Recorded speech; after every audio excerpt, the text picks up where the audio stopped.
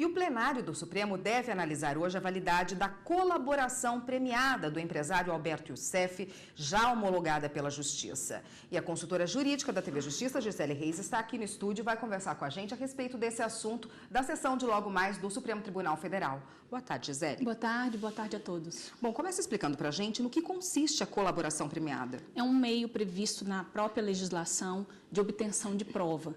Por meio desse instituto, o acusado ou até mesmo o investigado, ele se compromete a prestar informações no sentido de elucidar a investigação de um determinado ilícito penal a partir de ter em troca alguns benefícios previstos na lei.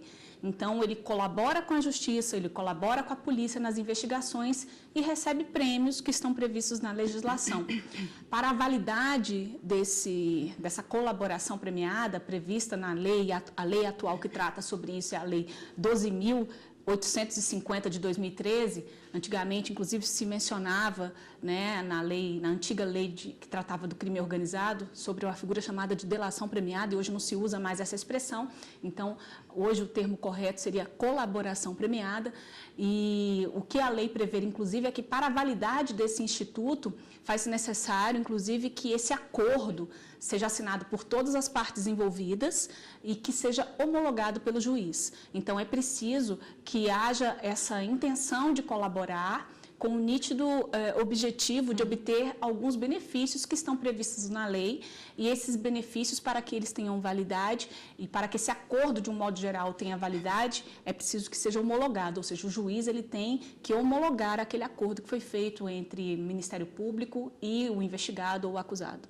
E qual a força probatória disso? Bom, esses acordos, eles têm uma força probatória importante no contexto da criminalidade organizada, até porque se não fosse instrumentos dessa natureza, seria difícil efetivamente conseguir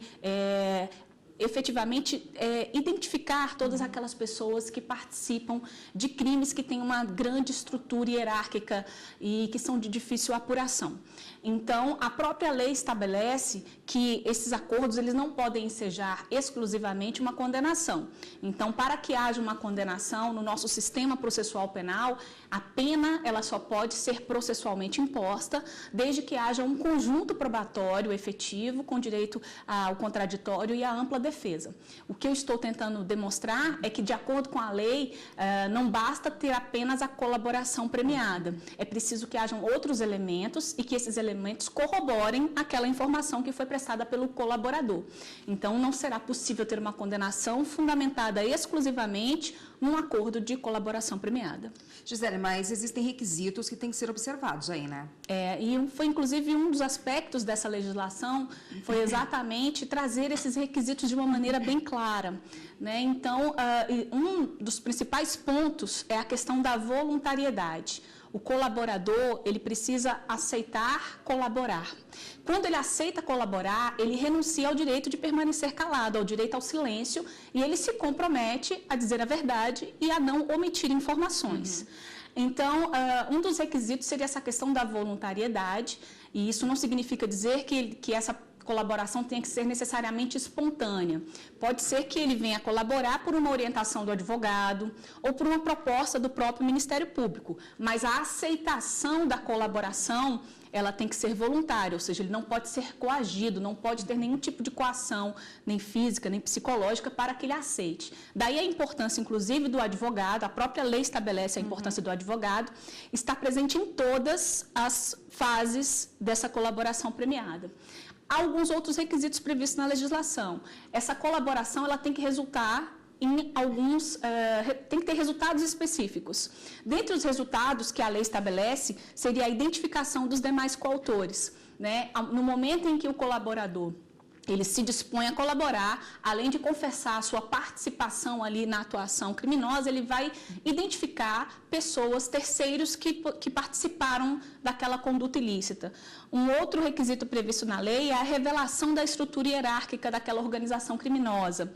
A prevenção de infrações penais também está previsto na lei e a recuperação total ou parcial do produto ou do proveito das infrações penais, atendendo inclusive à Convenção de Palermo, que tratou do crime organizado e que foi, inclusive, ratificada pelo Brasil, ou seja, essa convenção ela tem validade.